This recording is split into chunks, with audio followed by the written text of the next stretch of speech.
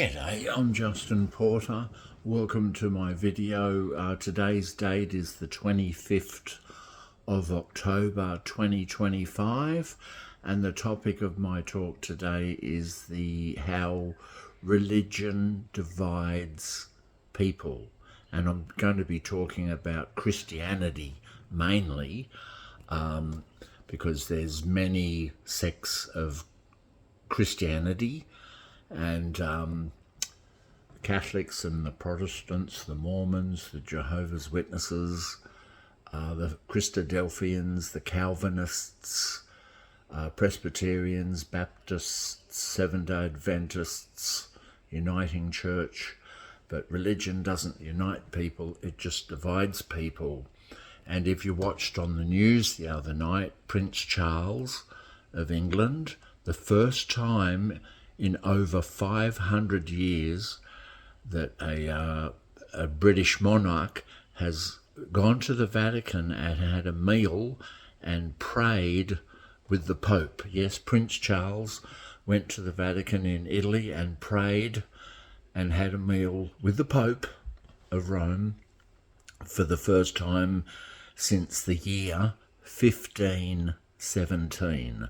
Yes, the year 1517, which was 508 years ago, because King Henry started the Catholic Church, and also Martin Luther nailed a thing to the wall of the Catholic Church, mainly speaking out against indulgences, because the Catholic Church sold indulgences.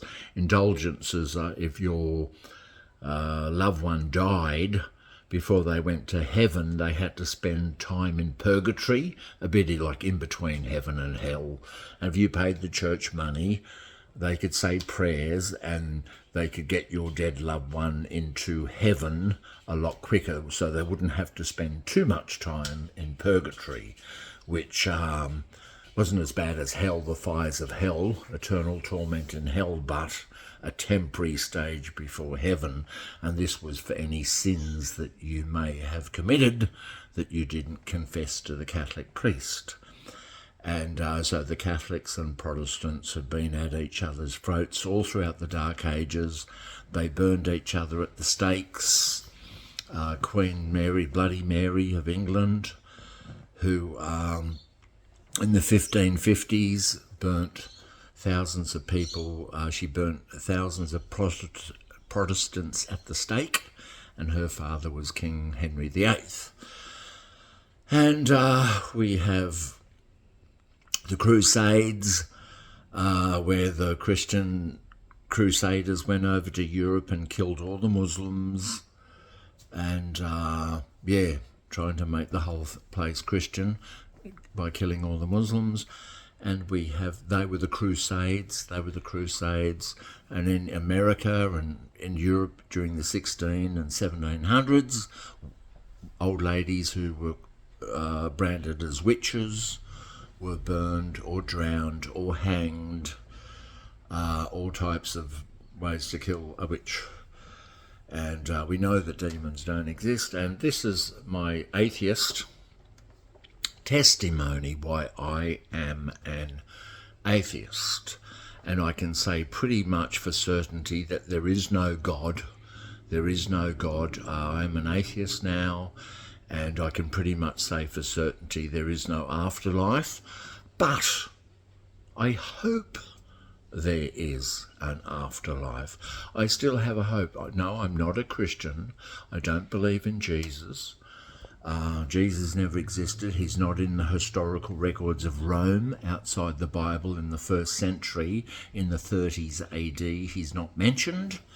And we know that whoever wrote the Bible backdated, because the earliest gospel was Mark, and they backdated it 40 years. So the book of Mark was written in 70 AD CE and backdated to the 30s AD.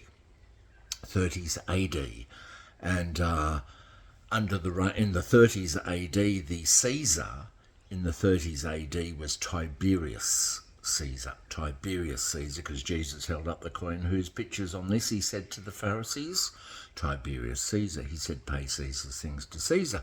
But in 70 AD, in the 70s AD, it was Titus Flavius. Titus Flavius was Caesar in the 70s AD, and the story was backdated. And it's like me writing a story about the year 1985 when, just say I was a young person who was born in the year 2000, writing a story about people who lived in the year 1985 who I never met, and I wrote stories about them. Yeah, that's what it's like. It was backdated 40 years, a generation. And the Son of Man did come. The Son of Man did come, and he came in the year 70 CE, and he was the Roman Emperor, son of God, Titus Flavius, son of Zeus. The Roman Emperor was the son of Zeus, a son of God, a son of God.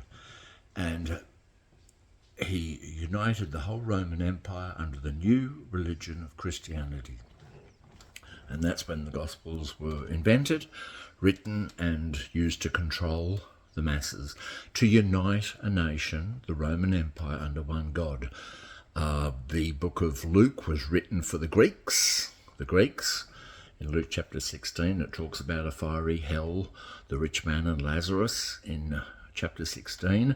So the Bible does teach a fiery hell of torment. Just read, if you don't believe me, read the book of Luke. The Bible also teaches the dead are conscious of nothing at all in the book of Ecclesiastes.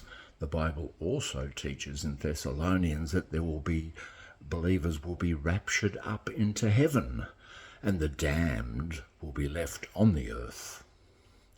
And then, if you read in the book of Jeremiah and Daniel, the damned will be destroyed and the righteous will inherit. In the book of Psalms, the righteous will inherit the earth. 4 different contradictory teachings. It says the dead are asleep, the wicked are going to burn in hell. There's 4 different contradictions, so there's so many Christian brands of Christianity, because there's so many contradictions in the Bible. The Catholics, in the book of James, the Catholics followed the book of James that said faith without works is dead. Like the body's without spirit's dead, faith without works is dead. And the Protestants followed the book of Romans that says it's faith alone, through faith alone you're saved, not through works, but faith alone in Jesus. 2 contradictory verses. So whatever scripture you followed, so the Catholics were right and the Protestants were right. The Jehovah's Witnesses were right about the dead being conscious of nothing, and the Baptists are right about teaching that the wicked people will be tormented in the fires of hell forever, because that's what the book of Luke says in chapter 16, the rich man and Lazarus. So whatever contradiction a Christian follows, that's the brand of Christianity there is, because there's so many contradictions in the Bible. That's the reason why there's so many sects of Christianity. Now, my beautiful wife Nicole is still a Jehovah's Witness. I'm happy that she stays a Jehovah's Witness. She has a community, she has a hope, she has poor health. Now, even though I'm not a Christian, and yes, Jehovah's Witnesses are Christian, yes they are, they're just a sect, the branch of Christianity. They follow certain scriptures, where born-again Christians will follow some other scriptures, and Catholics will follow other, it's whatever contradictory scripture you follow. Now, I'm happy she stays a Jehovah's Witness, because she's got a hope for the future. She has a beautiful community, a beautiful Jehovah's Witness community. She's got a hope for the future. I'm not against religion. If people want to have a religious belief, I'm happy for them. Now, I believe in evolution, like 93% of scientists, but there's 7% of highly educated scientists who believe in creation and believe in God, but they believe that God made everything through evolution. Now, if my beautiful wife ever died, I want to see her again in the afterlife. So I do hope there's an afterlife, but I don't know. I don't know. But as far as we can tell, your brain is made out of atoms, and your brain is you. Your brain, what you think is your soul, is your brain. The chemical reactions that go on in your brain, that is what you think is your soul. You don't have a soul, it's your brain. A lot of people think, what's this consciousness? It's got to be more. No, it's just the brain. It's the atoms in the brain interacting with each other. That's all it is. That's all it is. And when the brain dies and our breath goes out, our spirit, the brain rots, turns into a liquid mush, putrescine and cadaverine, liquid, a smelly coffee-coloured liquid, dark brown coffee-coloured liquid, and our consciousness vanishes. So we vanish. Now, I hope there is an afterlife, but hoping in something and wishing for something to be true doesn't make it true. Fair enough. Religion gives people comfort and community and a purpose. I'm happy for that, because people need that. We need that. But also, it doesn't make it true. And we have two hemispheres to the brain, the left hemisphere and the right hemisphere. It's like a cracked walnut down the middle. And this hemisphere of the brain communicates with that hemisphere of the brain. They talk to each other. One side of the brain is logical and maybe skeptical about religion, where the other half of the brain is all emotional and wants to believe there's a loving, caring creator, wants to believe there's life after death, wants to believe you're going to see your dead mother and child again. And that's a beautiful thing. We need that. And without religion, some people just go crazy. Without having a religious belief, for example, my wife does not have good health, so she looks forward to a day where she's going to have good health, vitality on earth, see a dead mother again. She can have children on paradise earth. She can enjoy life in good health and youth. And that's a beautiful thing to believe in, but it doesn't make it true. Doesn't make it true. Some Christians believe that they're going to go to heaven and see their dead loved ones again. It's a beautiful belief, but it doesn't make it true, you know. So it's nice to have hope, and I still have a hope, but I don't think there is. I don't think there is, and we won't know about it anyway. And people are petrified of the dying process, but the dying process, you're still alive. When you're dying, that is life, that's not death. So when you're dying on your last day of your life and you're dying of whatever you're dying of, you're still living. But once you're dead, you're gone, you're gone. As far as we know with the brain, well, the process of dying can be scary, but you're living, you're actually, that's life. And scientists know that we hallucinate a lot when we're in the dying process, and consciousness gradually fades out of our brain, because when we're babies, newborn babies, consciousness gradually gets built into the brain as the brain grows. The brain grows, you know. So as the brain grows and parts of the brain are being built when you're a baby and toddler and you're learning, the brain is being constructed. The age of about 25, the brain is fully mature and fully completed. So that consciousness is built through our childhood,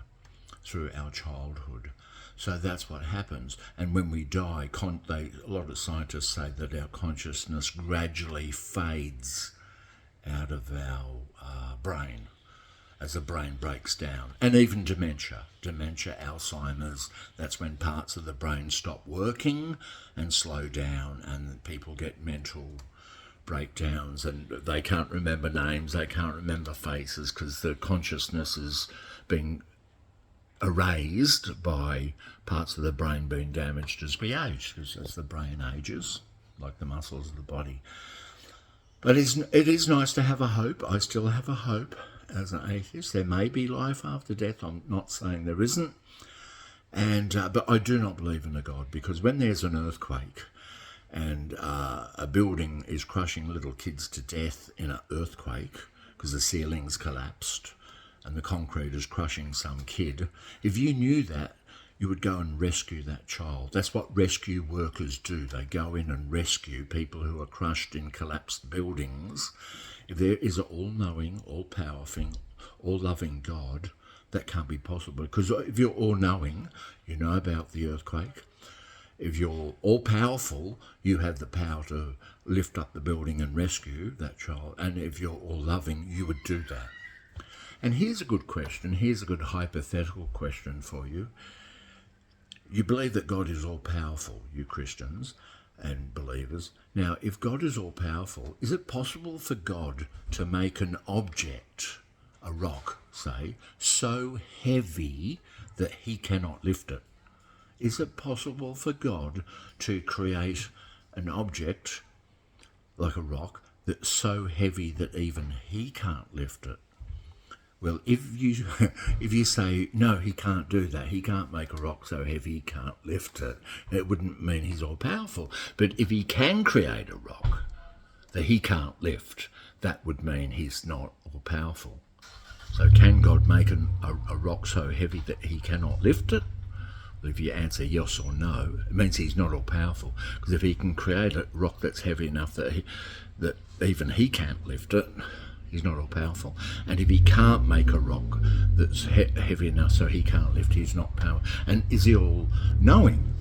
Because remember in the Garden of Eden, he asked Adam, where are you? Where are you? Did you eat from that fruit? Where are you? Naked.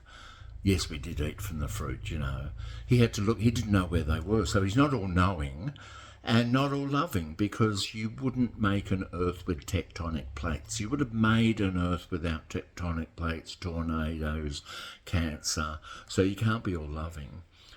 And these priests and religious leaders who molest children, and God is all-knowing, all-loving, all-powerful, he knows what's happening. Is he all-powerful and he doesn't stop it?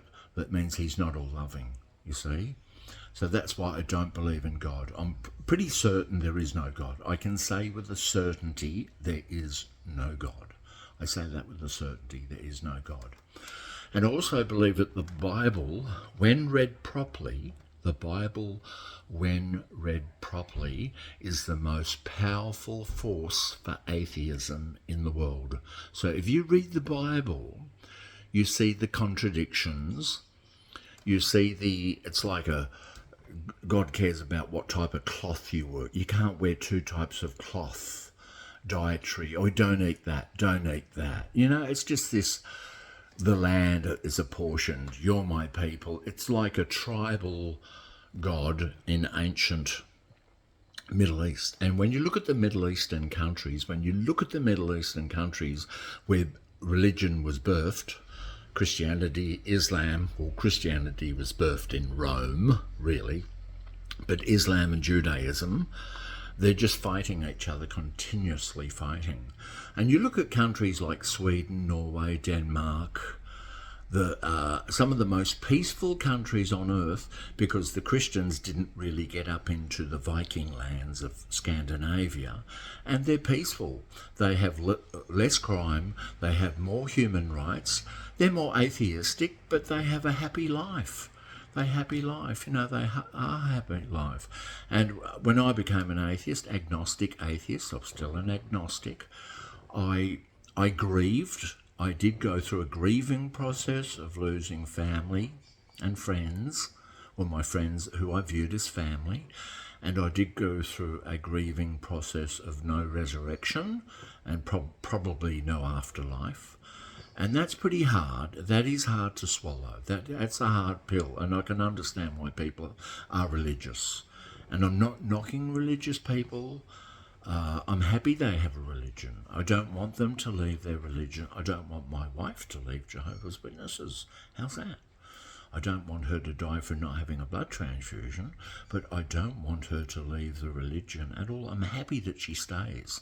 And I say, you go to the meeting. I tell my wife, your Zoom meeting's on. You know, go out witnessing, go out, you know. I encourage it because it's a hope and it's a nice community. And religion can be good for you. It can be good, but it can also be extremely damaging. It's a two-edged sword.